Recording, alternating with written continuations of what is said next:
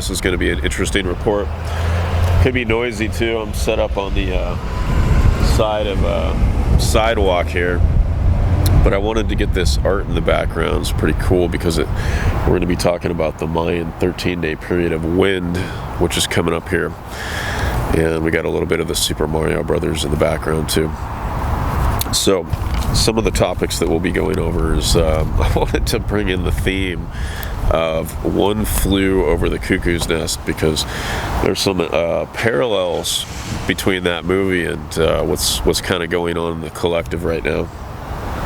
We're going to be talking about the Virgo New Moon.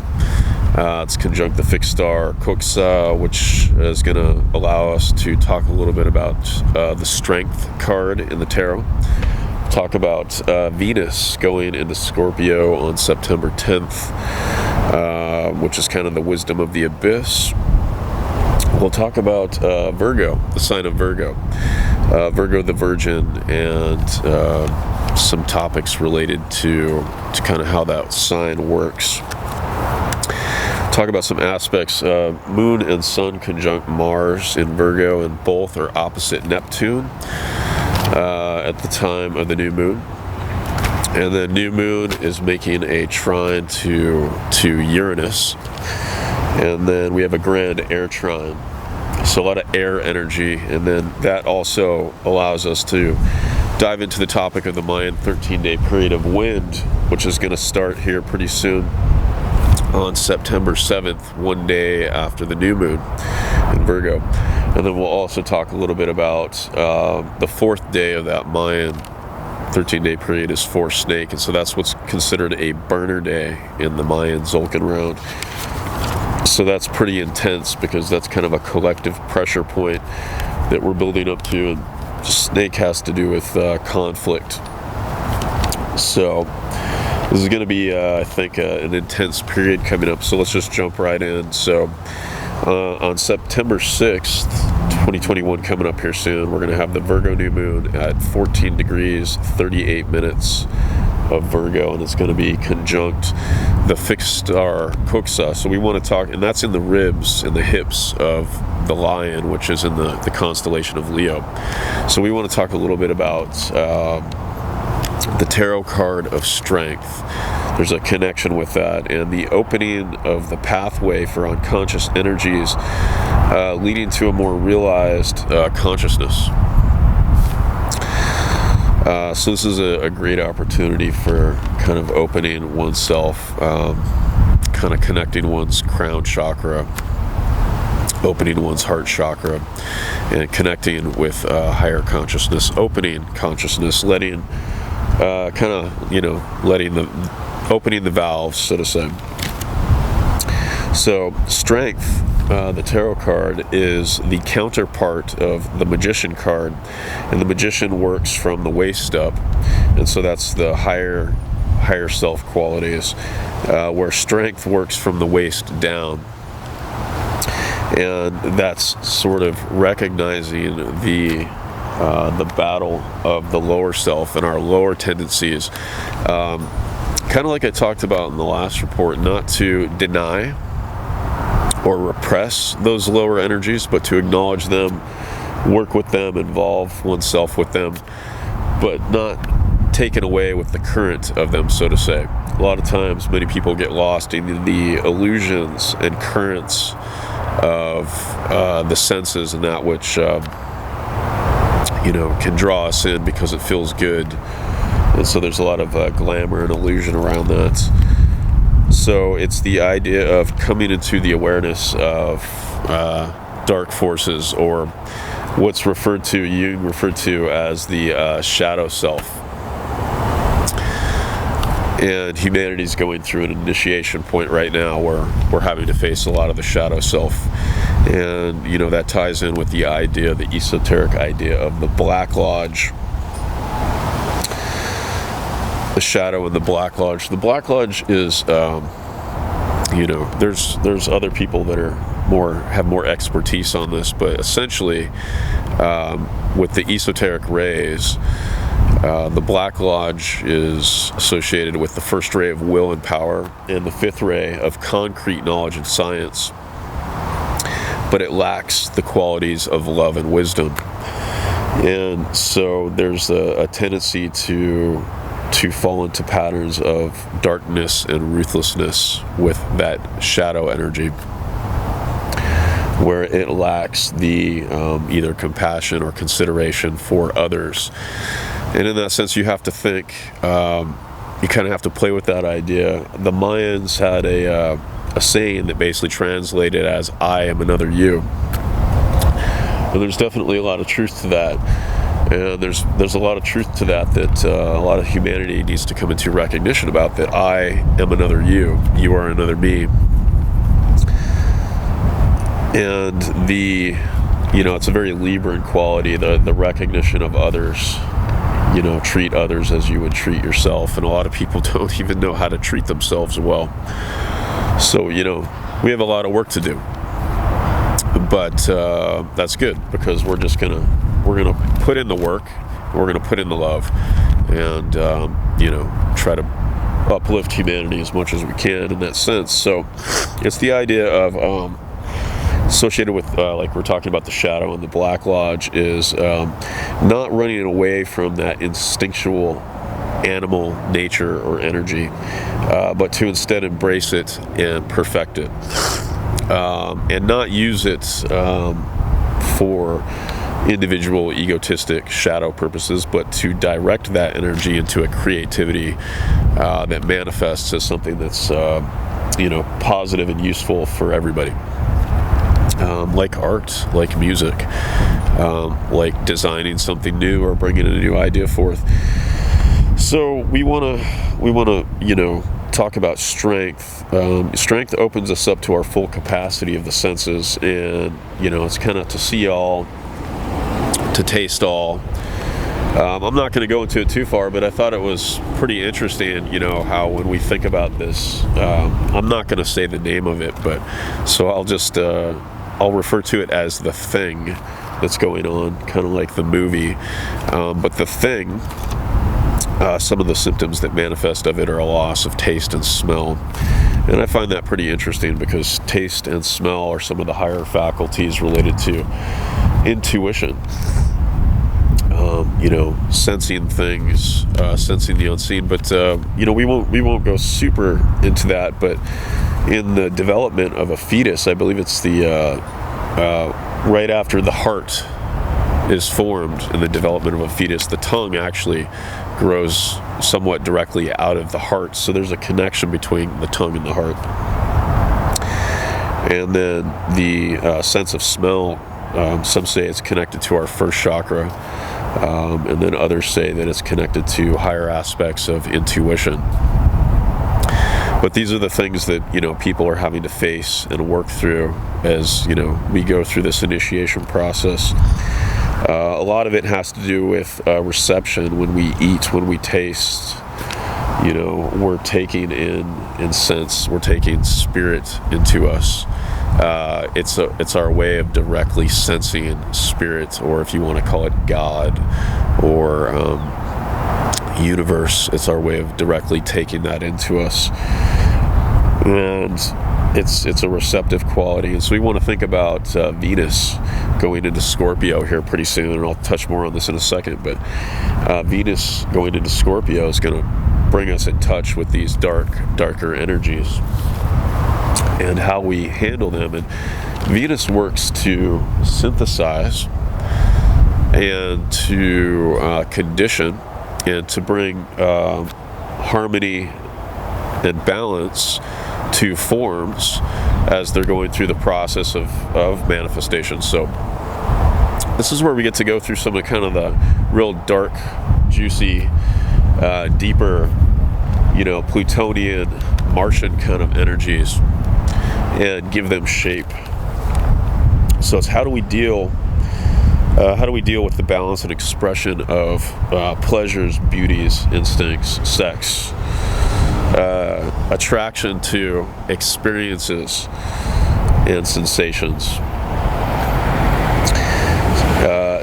Taste, as I mentioned, is intuition or intuitive, and it is a journey towards the heart.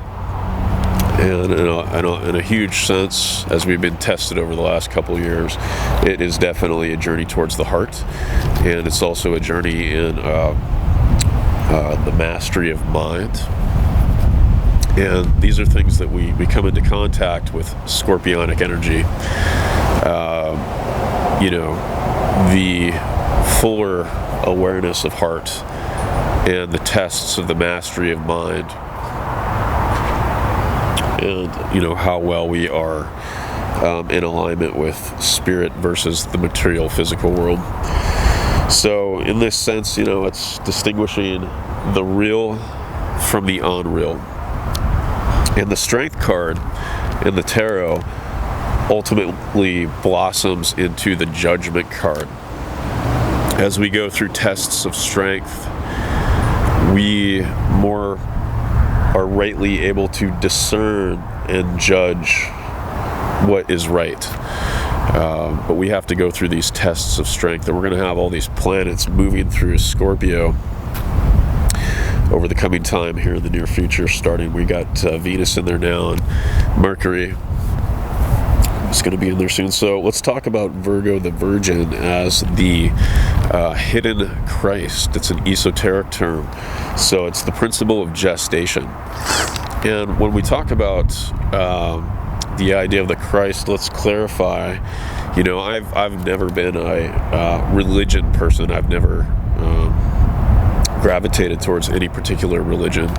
In fact, I've, as many other people, been very adamant at eyeing a lot of the corruption and negativity of religions. But I think it's really important. A lot of people get carried away with those distortions and negativities, and then the principle itself, which is actually important, becomes inverted.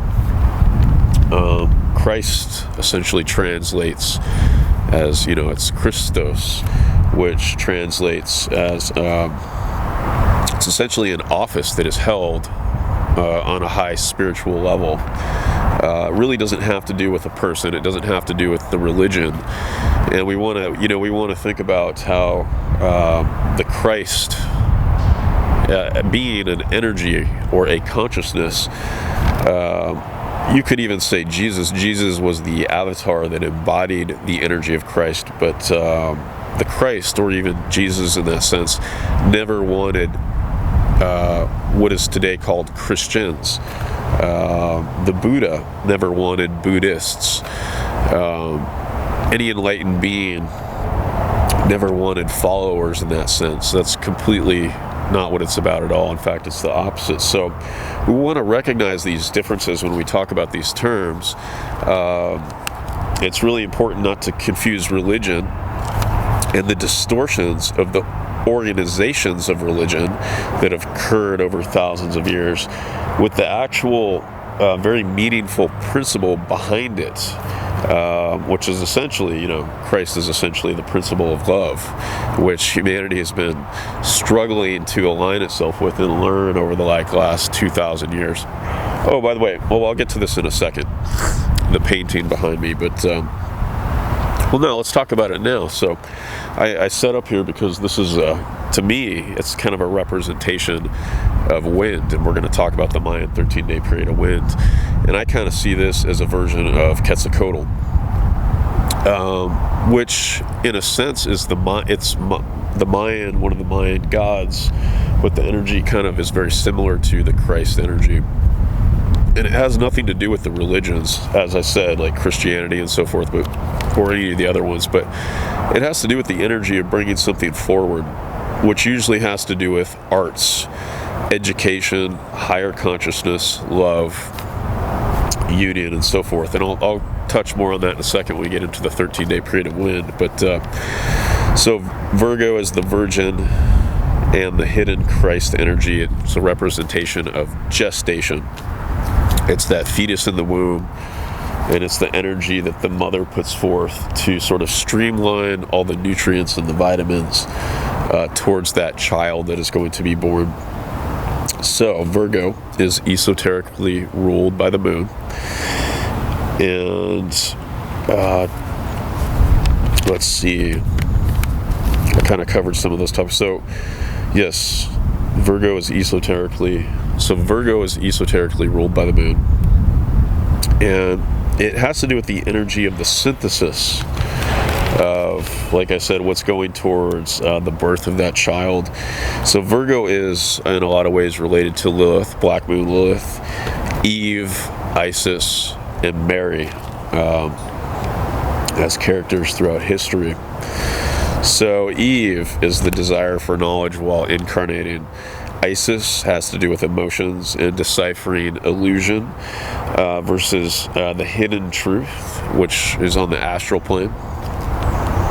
And then Mary has to do with the body. She's the maternal matrix of form, the manifesting of spirit into flesh or the physical form.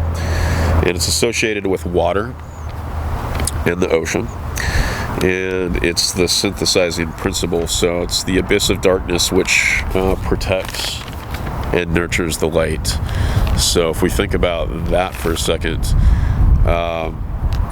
there's so many different ways we could think about light, but in this sense, you know, a lot of times we think about darkness and shadow and all that stuff, we relate it to like dark stuff, evil stuff.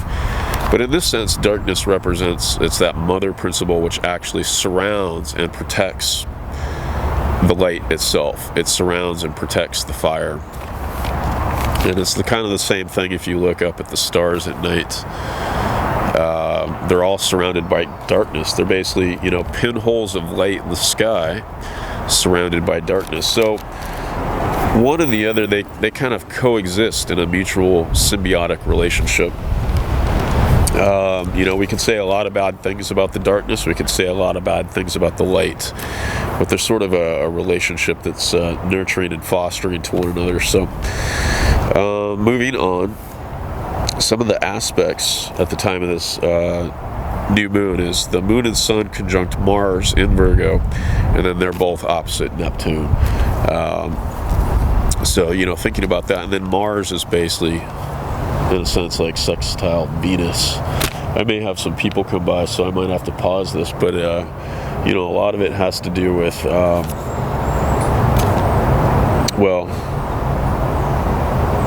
essentially action versus, it's kind of action versus illusion. It's deciphering which way to go in that sense. So, okay, I'm back. So I had to let some people go by there, but where do we leave off? So some of the aspects, this new moon and sun are conjunct Mars in Virgo, and they're all opposite Neptune in Pisces. So it has to do with how we get what we want in relation to, you know, Neptune can go either way. So it's like, you know, our desires and how we get what we want, how we get those desires and achieve them. Opposite Neptune, there can be some confusion in which way to go, how to go about it, which direction to go. And then is it Mars is making a sextile to Venus. So, you know, there's a little bit of uneasiness with the relation between what we want and how we're going to get it. And then in that opposition to Neptune in Pisces, you know, what do we need to like let go of in order to move forward, in order to lift off? It's the, you know, like the hot air balloon. They got to like dump some stuff over the side in order to like lift off. So it's like, once again, coming into that that better discrimination, that a little bit of that Virgo energy. What's necessary? What are the necessary nutrients that need to be funneled towards this child that needs to be born, kind of idea. We also have, at the time of this new moon, Mars trine Pluto, and Pluto square Aries. So once again, I mean, there's going to be a lot of energy behind, you know, and that's a lot of positive energy behind getting what we want, or taking action to get what we want. But right. So we also have Mercury opposite, Mercury in Libra opposite Chiron in Aries. And at the time of this new moon, Mercury at 10 degrees is basically entering, that's the beginning of the shadow phase, the retrograde shadow phase. So it's going to be going through that shadow. Later this month, it'll be going retrograde for about 3 weeks. So at the time of this new moon, Mercury enters the shadow phase, and we begin to start reviewing. And there's it's opposite to Chiron, so there's a relationship between reviewing what we think in the mental spheres about healing, what we're learning around healing, what we're teaching and being taught. And of course, Chiron also is another representative, kind of like Quetzalcoatl or the Christ energy. It's representative of education, higher learning, the higher mind. So there's going to be a lot of review around those energies and the higher mind and how we can heal. Healing is a huge focus right now for a lot of people. Do you actively participate in your healing, or do you heal by default? Where do you place your authority in that process? And of course, that depends on how much you know. So some of the other energies at the time of this new moon, there's a grand AIR trine, a lot of air and wind energy, and it's between Mercury and Virgo, Saturn and Aquarius, and then the North Node, Black Moon, Lilith, and Ceres, all in the sign of Gemini. So, Black Moon, Lilith, and Gemini. And then we talked about Venus moving into Scorpio. What are some of these shadowy topics that we can come into a higher awareness of ourselves around? Information, or the spreading or dissemination of information that may or may not be true, or may not be to the best for everybody. A lot of times it's kind of like people will project information that they don't fully know about, and it's kind of the idea that we have to kind of face these darker aspects of ourselves and not be rigid, not be dogmatic in our thinking.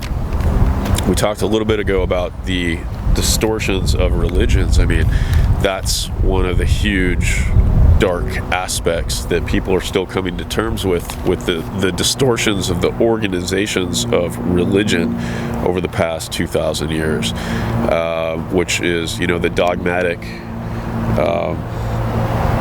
thinking it's the righteousness, thinking that your point of view is the right way and the only way. And they went so far as to, kill and destroy others. I mean, we've seen it too much in history. It's the negative aspect of the destructive quality.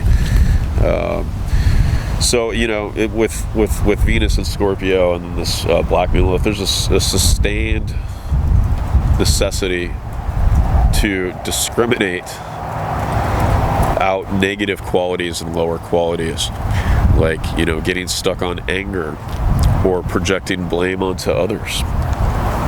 So there's a necessity to get some distance and move away from that.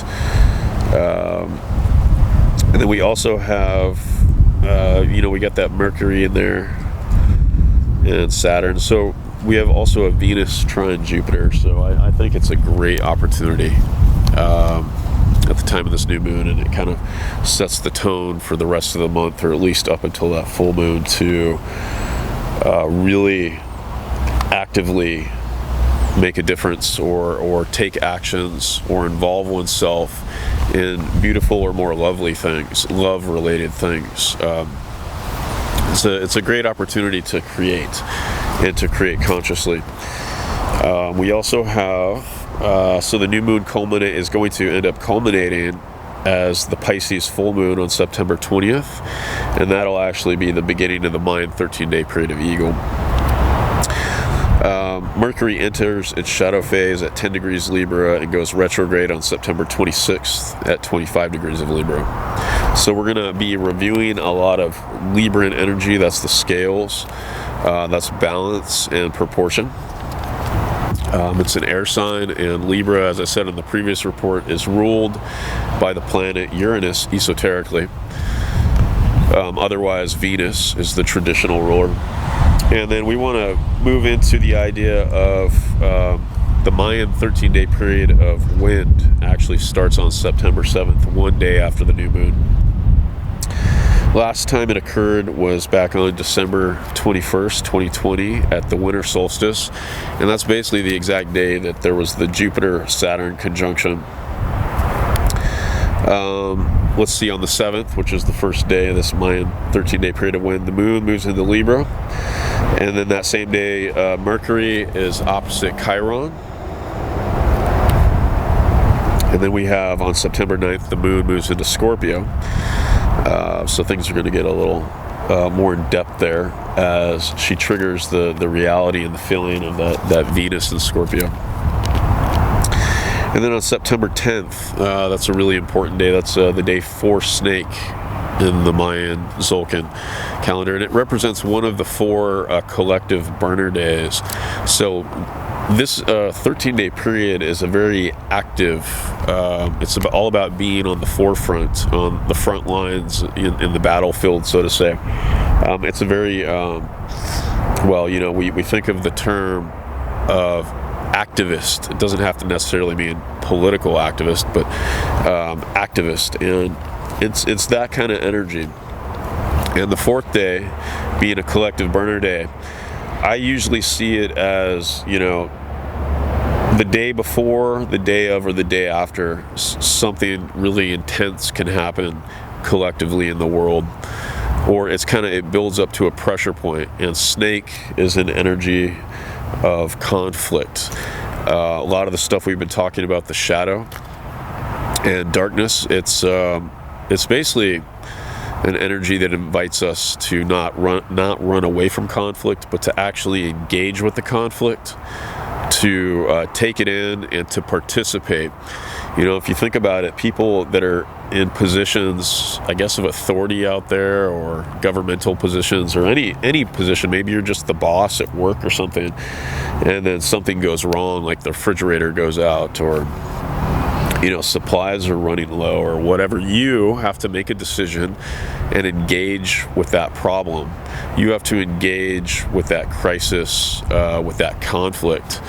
And so this energy can lead to sort of a really magnification of that conflicting energy, having to engage with it and actually like find a solution, as opposed to turning our backs or a blind eye or repressing that conflicting or negative energy, right? On that day, September 10th, which is the day for Snake that we're talking about, that's the day that Venus actually moves into Scorpio, I believe. So it's really significant that Venus moves into Scorpio that day.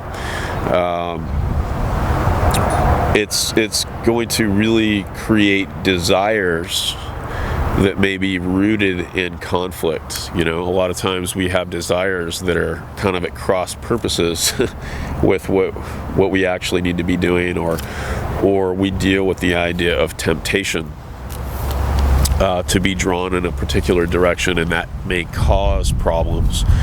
So, you know, it's an invitation to connect with higher self and go through a process of discernment of what may be really necessary for you. And then on the 12th, on the day 6 of the year, the moon moves into Sagittarius. And then on the 13th day, we have, on the 13th of September, we have 7 Rabbit, which is the midway point. So we want to talk about wind, and we want to talk about breath. I've talked about this a little bit before. It's sort of this is sort of a reactivation of that, in my opinion, that Jupiter-Saturn conjunction that happened back on the solstice.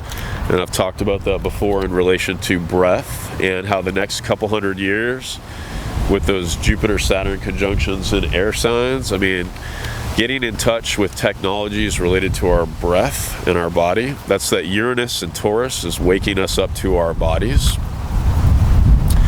And, you know, the closest aspect of our body is our breath.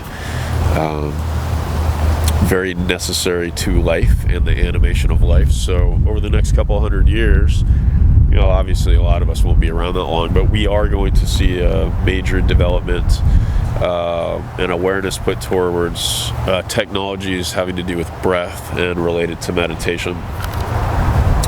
So that's going to be huge. And, you know, as I've talked about before, the vital airs of yoga and the Vayus. How's it going, folks? How you doing? Good, how are you? So when we think about breath, we must include, you know, breath and wind, we must include prana or chi and the idea of vitality that we take in.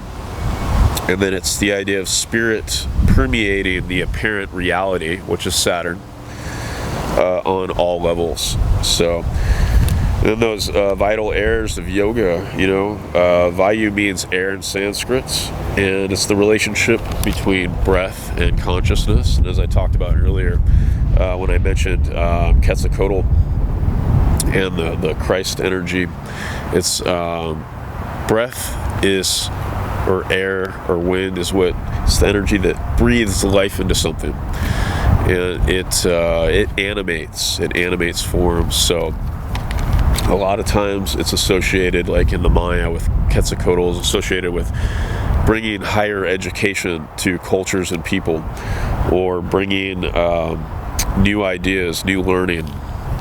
And that's why I say that Christ energy or Quetzalcoatl is definitely related to Chiron in astrology. So this is going to be a 13-day period, or a period of time where something new is brought forth, and you're definitely encouraged to get out on the front lines. And if you have creative ideas, it's going to be the time to sort of plant them. You know, I think about this guy that I used to work with when we were legalizing marijuana. He was one of the most dedicated guys. He's not around anymore, but I remember looking up his Mayan sign, and he was the Mayan day 1 wind. And he was a very animated character. You know, he is very strange, but he was always laughing and joking, and he was very, very good with lyrics and rhymes and speaking. And, you know, wind in a lot of ways can have to do with being multifaceted or idealistic or romantic, fashionable, artistic, activism. Wind can be fickle, non-committal, or nomadic, because it tends to change directions without any warning.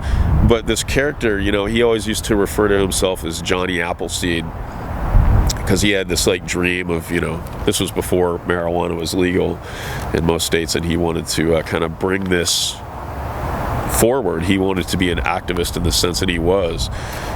He eventually wanted to like sell hemp and marijuana and all that stuff, like what's going on now.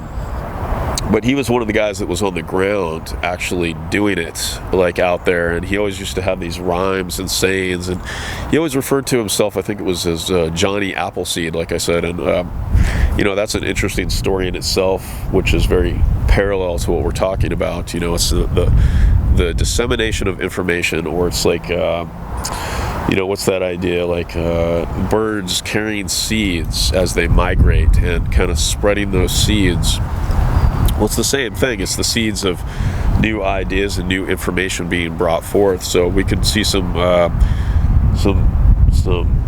advanced forward developments, or even instant quantum developments that happen during this period. So, you know, it's the idea of what vision do you want to breathe life into? And that's, you know, a matter of attention span, focus, and time. That's where you can dedicate the time to focus on what you want and not what you don't want, so that you can bring into this world what you really dream of, and what you think the world could actually benefit from, as opposed to, you know, spending your time on things that aren't really going to develop into anything.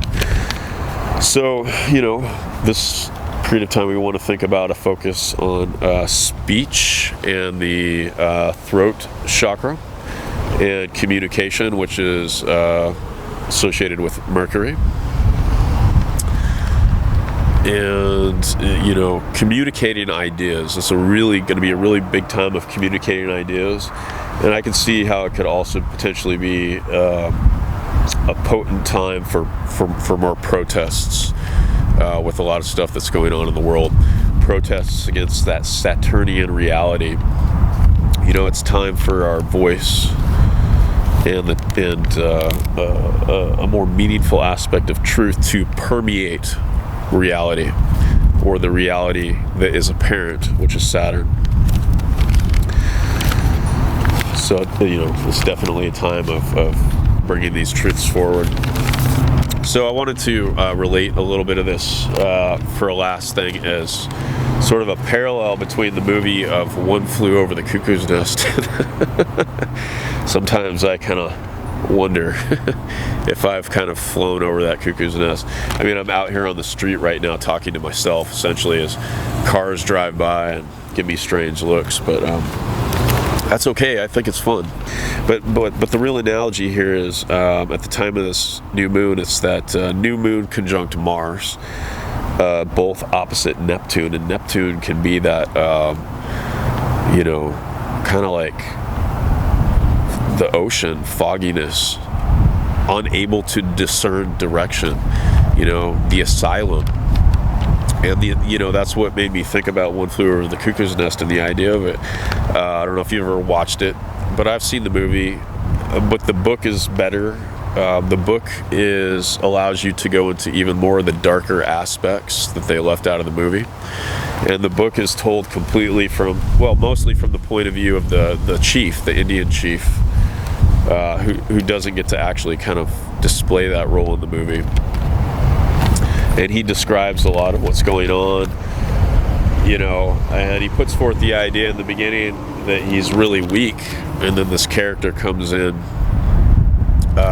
regardless of his backstory, the McMurphy character, played by Jack Nicholson, and starts to build him back up and inspire him. So it's told a little bit later in the movie, after, you know, a lot of the characters are set and so forth, that all the patients in there are actually in there voluntarily, you know. And I'm doing a sort of a comparison to what's going on in the world right now. You know, in a lot of ways, there's sort of an imbalance psychologically, and you know, I see imbalances in a lot of ways with both sides of the spectrum, no matter what you believe about what's going on in the world right now. But there's a huge imbalance, and it's like these characters in the movie, they were all voluntarily there. They were there by choice, and they were in there completely under the authority of, I think it was the Nurse Ratched and the guards and all that stuff.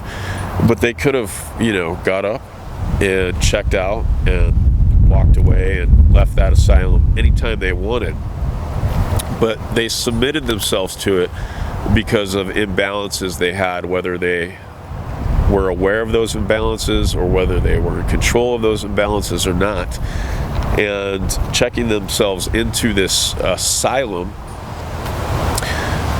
must have been for their own benefit, because they were unable to function in the real world. So they became dependent on the authority figures of the asylum, you know, whether it was, you know, the doctors, the guards, whatever, the treatments and so forth. Nurse Ratched was obsessed with order, sterilization, schedules, obedience, not wanting questions to be raised, and not wanting the music too loud. Essentially, it was the stereotypical Saturnian authoritative character, very restrictive, very cold in a sense. It's kind of Aquarius too. You know, we have Saturn and Jupiter in Aquarius right now, so it's a very distant, very removed, lack of emotions, very sterile, very cold, in a lot of ways, lack of humanity, and you know, a lack of kind of heart. So it's all about that rigid, militaristic schedule. And then McMurphy, the main character, he was a very Jupiterian character in a lot of ways. He had, you know, obviously a lot of his own issues, but, you know, he acts as that Jupiterian or Uranian character, inspiring others. But that's where he finds out later in the movie, as much as he's kind of trying to wake them up or inspire them, that they're actually there voluntarily. So, there's really no point in trying to wake them up in that sense.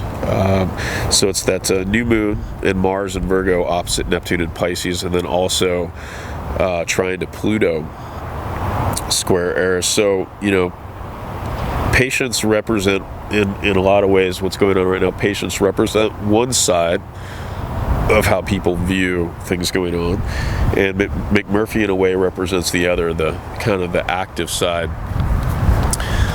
Anyway, I don't want to get too much into that. I think it goes so much deeper than that. There really is no like exact black and white. There's just so many different spectrums, and that's part of the problem, is that we can't just isolate people into little cookie cutter perspectives. A lot of that, when people do that, that has to do with projection. And the most important character in the movie, the chief, he escapes in the end. He actually, he gets away in that sense. So, that makes me think of the moon and sun in Virgo trine Uranus and Taurus. It's kind of like breaking out of the castle, breaking out of the asylum. So right now is kind of a little bit of that energy. So I guess I invite you to dwell on that. How can you break out of your own mental asylum, your own mental castle? It's kind of like the Tower card in the tarot being struck by lightning. It's not really about the doom and gloom and the destruction. It's that lightning's about awakening. It's striking the crown chakra. It's awakening with like a full awareness. And so anyway, I probably talked too much in this report, but this is definitely going to be a time of forward movement and awakening, and it's an invitation to participate in allowing yourself to be more free in many different ways and spectrums. So much love to you all. Take care. My name is Billy Kyle. Bye-bye.